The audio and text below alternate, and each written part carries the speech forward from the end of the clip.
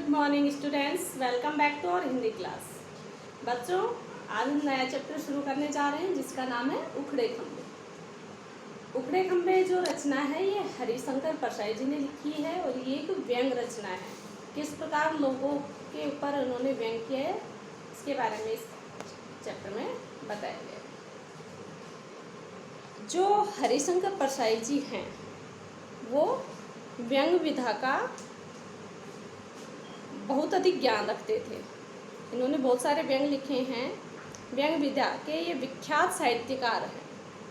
इनका जन्म होशंगाबाद जो कि मध्य प्रदेश के में है, वहाँ के जमानी नामक स्थान पे 22 अगस्त 1924 को हुआ था। सामाजिक मुद्दों पर कटाक्ष करती उनकी रचनाएं गुदगुदाती भी हैं और मानवीय मूल्यों का हनन करने वाले पर करारा चोट भी करती है। जो सामाजिक जो मुद्दे हैं इन पे कटाक्ष करती है, उनको बताती है कि किस प्रकार हर जगह मुनाफाखोरी फैली हुई है। इससे हम अंदर ही अंदर हमें वो गुदगुदाती भी है, हमें हंसी भी आती है ऐसी बातें सुनकर। और जो मानवीय जो मूल्य हैं उनका हनन करने वालों पर करारा चोट भी करती है। जो मानव मूल्यों का हनन करती है, जिन उन पे चोट पहुँचाती है, उन पे करारी चोट भी करती है। भोलाराम का जीव जैसे उनके दिन फिरे, रानी नागफनी की कहानी, भूत के पाँव पीछे, वैष्णव की फिसलन, सदाचार का ताबीज आदि उनकी लोकप्रिय रचनाएं हैं। परसाई जी का निधन 10 अगस्त 1995 को हुआ था। बच्चों, निधन मीन्स मृत्यु। 10 अगस्त 1995 को ये ईश्वर को प्रिय हो गए थे, अर्थात इनका निधन हो गया था। तो आइए इनकी रचना पढ़ते हैं। उखड़े खंबे। भ्रष्टाचार और रिश्वतखोरी का रोग आज के ज़माने में कोढ़ की तरह हमारे समाज में जो भ्रष्टाचार है और रिश्वतखोरी है। रिश्वतखोरी मीन्स रिश्वत लेकर काम करवाना, पैसे लेके काम करवाना। भ्रष्टाचार और रिश्वतखोरी का रोग आज के ज़माने में कोढ़ की तरह, जैसे व्यक्ति को कोढ़ हो जाता है, कोढ़ एक बीमारी है, उसकी तरह हमारे समाज में, विशेषकर हमारे सरकारी तंत्र में जड़े जमा चुका है। हमारा जो सरकारी तंत्र है, गवर्नमेंट के जितने भी अधिकारी हैं या जो भी प्रशासन है, वहाँ पे ये रिश्वतखोरी और भ्रष्टाचार जड़े जमा चुका है, अर्थात वहाँ पे बहुत अधिक फैल चुका है। आइए इसी को उजागर करती हुई इस व्यंग कथा को पढ़ें। एक दिन राजा ने खींचकर घोषणा कर दी। खींचकर मीन्स चिढ़कर। जब कोई बात हमें इरिटेट करती है तो हम खींचकर नहीं बोल देते हैं ना, चिढ़कर बोल देते हैं, उसे कहते हैं खींचकर बोलना। एक दिन राजा ने खींचकर घोषणा कर दी कि मुनाफाखोरों को बिजली के खंभों से लटका दिया जाएगा। मुनाफाखोर मीन्स मुनाफा लेने वाले, रिश्वत लेने वाले, जो अधिक मुनाफा लेते हैं उन्हें मुनाफाखोर कहते हैं। तो राजा ने कहा खींचकर कि ये जो मुनाफाखोर है, जो अधिक रिश्वत लेते हैं, अधिक मुनाफा जो कमाते हैं, इनको बिजली के खंभों से लटका दिया जाएगा। सुबह होते ही लोग बिजली के खंभों के पास जमा हो गए। जैसे ही सुबह हुई, लोगों ने सोचा आज मुनाफाखोर को लटकाया जाएगा, इसलिए वो सभी बिजली के खंभों के पास इकट्ठे हो गए, जमा हो गए। उन्होंने खंभों की पूजा की। लोगों ने क्या किया? खंभों की पूजा की, आरती उतारी और खंभों को तिलक लगाया। शाम तक लोग इंतजार करते रहे कि अब मुनाफाखोर टांगे जाएंगे। शाम तक लोगों ने सोचा कि अब जो ये मुनाफाखोर हैं इनको अब टांग दिया जाएगा, पर कोई नहीं टांगा गया। तब वे जुलूस बनाकर राजा के पास गए और उनसे पूछा, महाराज, आपने तो कहा था कि मुनाफाखोर बिजली के खंभों से लटकाए जाएंगे, पर खंभे तो वैसे के वैसे खड़े हैं। मुनाफाखोर स्वस्थ और सानंद है, और जो मुनाफाखोर थे, जो मुनाफा कमाते थे, रिश्वत लेते थे, वो तो स्वस्थ है और आनंद के साथ है। सानंद में आनंद के साथ, आनंद सहित। राजा बोला, कहा है तो उन्हें खंभों से टांगा भी जाएगा। राजा ने कहा, अगर मैंने कहा है कि बिजली के खंभों से टांगा जाएगा, लटकाया जाएगा, तो ऐसा जरूर होगा। थोड़ा समय लगेगा, टांगने के लिए फंदे चाहिए। राजा ने कहा कि उनको टांगा जाएगा, लेकिन उनको टांगने के लिए फंदे चाहिए। गले में जो रस्सी पहनाते हैं ना लटकाने के लिए, उसे कहते हैं फंदा। मैंने फंदे बनवाने का ऑर्डर दे दिया। ऑर्डर मीन्स आदेश। राजा ने कहा कि मैंने फंदे बनवाने का आदेश दे दिया है। उनके मिलते ही सब मुनाफाखोरों को बिजली के खंभों से टकवा दूंगा। जैसे ही ये फंदे बनकर आते हैं, वैसे ही जो भी मुनाफाखोर है उनको सबको टंगवा दिया जाएगा। भीड़ में से एक आदमी बोल उठा, पर फंदे बनाने का ठेका भी तो एक मुनाफाखोर ने लिया है। भीड़ में से जो लोगों की भीड़ थी वहाँ से एक आदमी बोल उठा कि महाराज आपने जिसको फंदे बनाने का ऑर्डर दिया है वो भी तो एक मुनाफाखोर है, वो भी तो मुनाफा कमाता है। राजा ने कहा तो क्या हुआ, उसे भी उसके ही फंदे से टांग दिया जाएगा। राजा ने कहा उस व्यक्ति को भी उसी फंदे से जो बनाएगा उसी से टांग दिया जाएगा। तभी दूसरा बोल उठा पर वह तो कह रहा था कि फांसी पर लटकाने का ठेका भी मैं ही लूंगा। भीड़ में से एक दूसरे आदमी ने कहा पर वो फंदे बनाना वाला तो कह रहा था कि फांसी पे लटकाने का जो ठेका है, काम है, वो भी मैं ही लूंगा। राजा ने जवाब दिया नहीं, ऐसा नहीं होगा। लोगों ने पूछा तो कितने दिन बाद वे लटकाए जाएंगे महाराज, और कितने दिन लगेंगे उनको लटकाने में? राजा ने कहा आज से ठीक 16वें दिन वे तुम्हें बिजली के खंभों से लटके दिखेंगे। आज से ठीक 16वें दिन मतलब 16 दिन के बाद वो आपको खंभे से लटके दिखेंगे। लोग दिन गिनने लगे। 16वें दिन सुबह उठकर लोगों ने देखा कि बिजली के सारे खंभे उखड़े हुए हैं, उखड़े पड़े हैं। वे हैरान हो गए कि रात में न तो आंधी आई और न ही भूकंप आया, फिर वे खंभे कैसे उखड़ गए? उन्हें खंभे के पास एक मजदूर खड़ा दिखाई दिया। उसने बताया कि मजदूरों ने रात भर ये खंभे उखड़वाए गए हैं। उस मजदूर ने बताया कि मजदूरों से रात भर ये सारे खंभे उखड़वाए गए हैं। लोग मजदूर को पकड़कर राजा के पास ले गए। उन्होंने शिकायत की महाराज आप मुनाफाखोरों को बिजली के खंभों से लटकाने वाले थे, पर रात में सब खंभे उखाड़ दिए गए। हम इस मजदूर को पकड़कर लाए हैं, यह कहता है कि रात को सब खंभे उखड़वाए गए हैं, मतलब इन्हें आदेश मिला है खंभे उखड़वाने का। राजा ने मजदूर से पूछा क्यों रे, किसने हुक्म दिया? किसने हुक्म से तुम लोगों से खंभे उखड़वाए? हुक्म मीन्स आदेश। किसने तुम्हें खंभे उखाड़ने का आदेश दिया? मजदूर ने बताया सरकार ओवरसियर साहब ने हुक्म दिया था। मजदूर ने कहा कि महाराज ओवरसियर साहब जो है उन्होंने हुक्म दिया था। ओवरसियर मीन्स सर्वेक्षक या पर्यवेक्षण, परिवेक्षक मतलब जो निरीक्षण करता है, कुछ लोगों के ऊपर रहकर उनकी जांच पड़ताल करने वाला व्यक्ति। तब ओवरसियर को बुलाया गया। उससे राजा ने कहा क्यों जी, तुम्हें मालूम है मैंने आज मुनाफाखोरों को बिजली के खंभों से लटकाने की घोषणा की थी। ओवरसियर ने कहा जी सरकार, मुझे मालूम है। फिर तुमने रातों रात खंभे क्यों उखड़वाए? रातों रात मीन्स रात ही रात में। तुमने, अगर तुम्हें पता था कि आज लोगों को बिजली के मुनाफाखोरों को बिजली के खंभों से लटकाया जाएगा, तो तुमने ऐसी हिमाकत क्यों की, ऐसी इन खंभों को क्यों उखड़वाया? राजा ने उससे पूछा। सरकार बिजली विभाग के इंजीनियर साहब ने कल शाम को हुक्म दिया था। ओवरसियर ने कहा कि महाराज बिजली विभाग के जो इंजीनियर साहब हैं उन्होंने मुझे कल शाम को हुक्म दिया था, आदेश दिया था कि रात में सारे खंभे उखाड़ दिए जाएं। अब बिजली विभाग के इंजीनियर साहब से कैफियत तलब की गई। कैफियत मीन्स हालचाल और तलब मीन्स पूछताछ। बिजली विभाग के इंजीनियर साहब को बुलाया गया और उनसे पूछताछ की जाने लगी। तो उसने हाथ जोड़कर कहा सेक्रेटरी साहब का हुक्म मिला था। इंजीनियर ने क्या कहा? मुझे तो सेक्रेटरी साहब ने कहा था, उन्हीं का आदेश था और उन्हीं के आदेश पे मैंने खंभे उखड़वाए हैं। अब सेक्रेटरी को बुलाया गया। राजा ने उससे पूछा खंभे उखड़वाने का हुक्म क्या तुमने दिया था? तो सेक्रेटरी ने स्वीकार कर लिया, जी महाराज मैंने ही दिया था। राजा ने कहा यह जानते हुए भी कि आज मैं इन खंभों का उपयोग मुनाफाखोरों को लटकाने के लिए करने वाला था, तुमने ऐसा दुस्साहस क्यों किया? दुस्साहस मीन्स हिम्मत दिखाना। तुम में इतनी हिम्मत कहाँ से आ गई तुम राजा के हुक्म के विरुद्ध जाओ? सेक्रेटरी ने कहा महाराज पूरे शहर की सुरक्षा का सवाल था, अगर रात को खंभे न हटा लिए जाते तो आज पूरा शहर नष्ट हो जाता। सेक्रेटरी ने कहा कि महाराज मैंने इस पूरे शहर की सुरक्षा को ध्यान में रखते हुए खंभे उखड़वाए हैं, अगर आज रात को खंभे न हटाए जाते, न उखड़वाए जाते तो आज पूरा शहर नष्ट हो जाता। नष्ट हो जाना मीन्स बर्बाद हो जाना, तबाह हो जाना। राजा ने पूछा यह तुमने कैसे जाना? किसने बताया तुम्हें कि आज पूरा शहर नष्ट होने वाला है?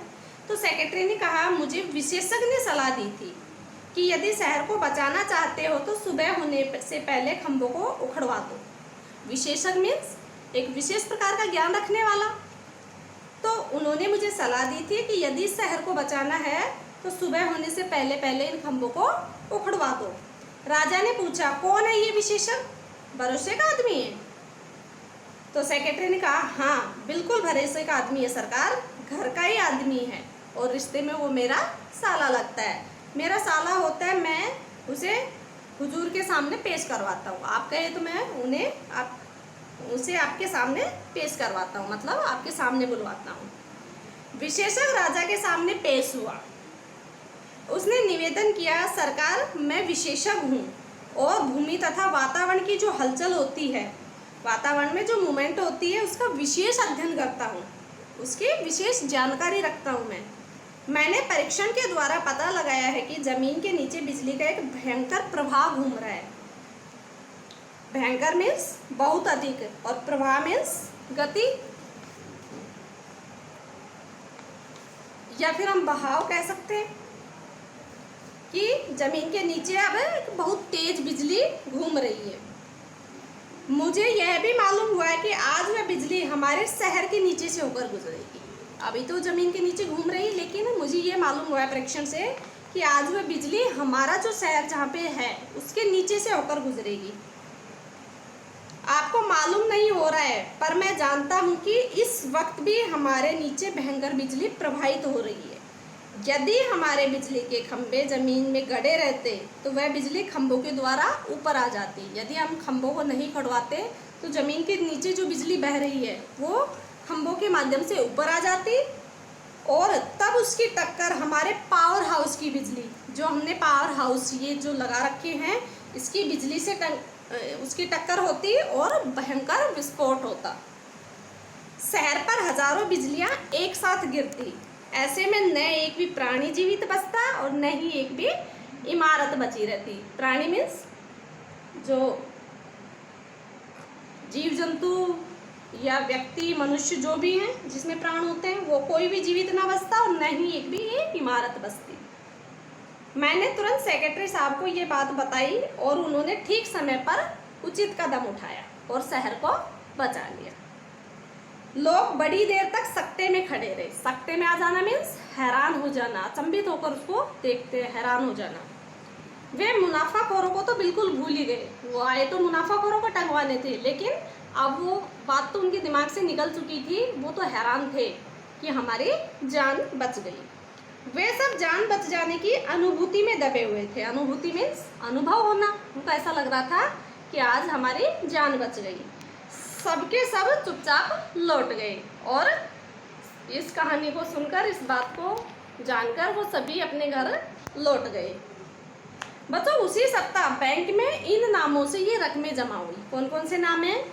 सेक्रेटरी की पत्नी के नाम 2 लाख रुपए जमा हुए, श्रीमती इंजीनियर के नाम 1 लाख रुपए और श्रीमती ओवरसियर के नाम 50,000 रुपये।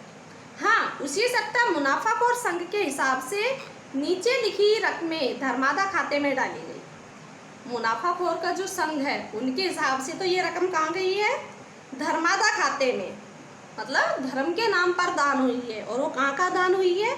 कोड़ियों की सहायता के लिए 1 लाख रुपए और विधवा आश्रम के दान के लिए 1 लाख रुपए और 6 जो रोग है उसके अस्पताल को भी 1 लाख रुपए दान किए गए हैं और पागल खाना को दान दिए गए 25,000 रुपये और अनाथालय को दान दिए गए हैं 25,000 रुपये।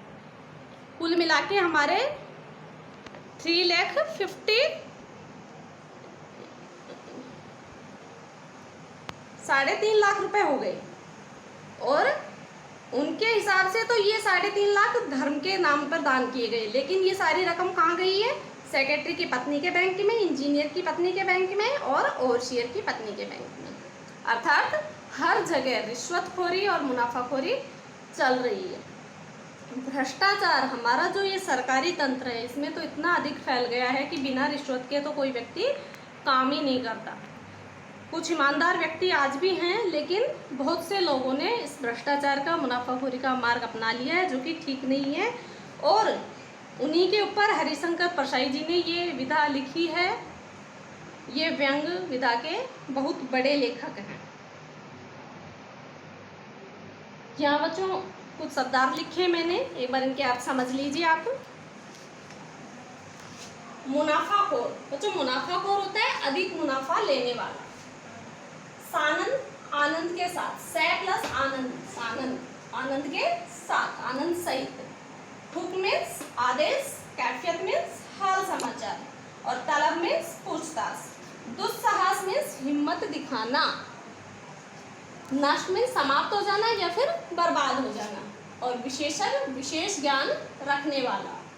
प्रवाह मीन्स बहाव, सकते में मीन्स हैरान होना, और अनुभूति का अर्थ होता है अनुभव। धर्मादा मीन्स धर्म के नाम पर दान करना। बच्चों ये कुछ शब्दार्थ हैं जिन्हें आपको अपनी नोटबुक में नीट एंड क्लीन हैंडराइटिंग में लिखना है, और साथ ही साथ इन्हें लर्न भी करना है। तो आइए हम कुछ ये प्रश्न उत्तर कर लेते हैं। फर्स्ट है मौखिक प्रश्न उत्तर।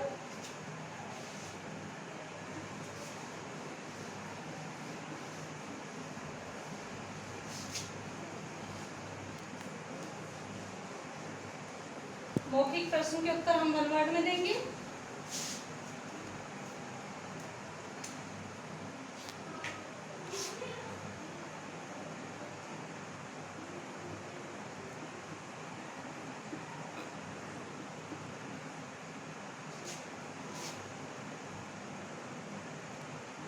प्रश्न नंबर 1, बिजली के खंभे से किन्हें लटकाया जाना था।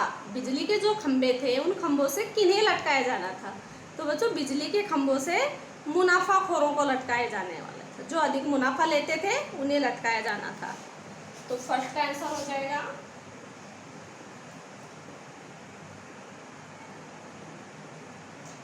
मुनाफाखोरों को।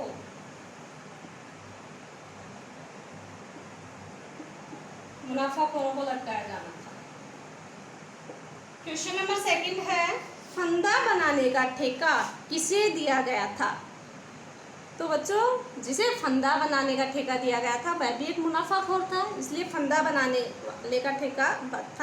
का ठेका भी एक मुनाफाखोर को दिया गया था। तो इसका उत्तर हम लिख देंगे एक मुनाफाखोर को।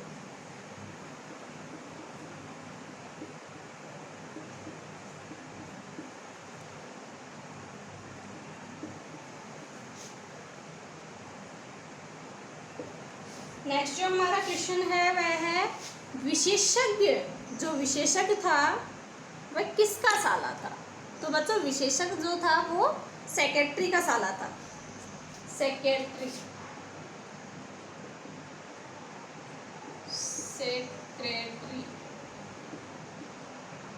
सेक्रेटरी का।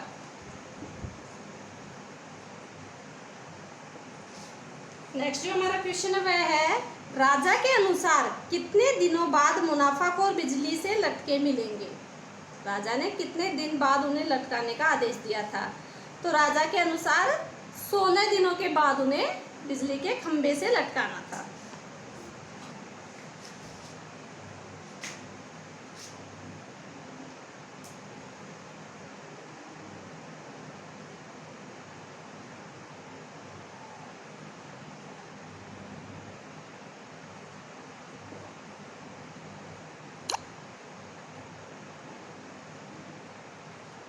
सोलह दिनों बाद।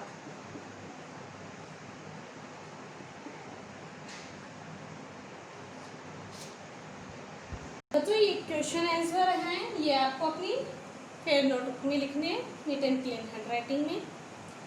लिखित प्रश्न उत्तर हम नेक्स्ट वीडियो में करेंगे। आज के लिए इतना ही काफ़ी। मिलते हैं नेक्स्ट वीडियो में। Thank you.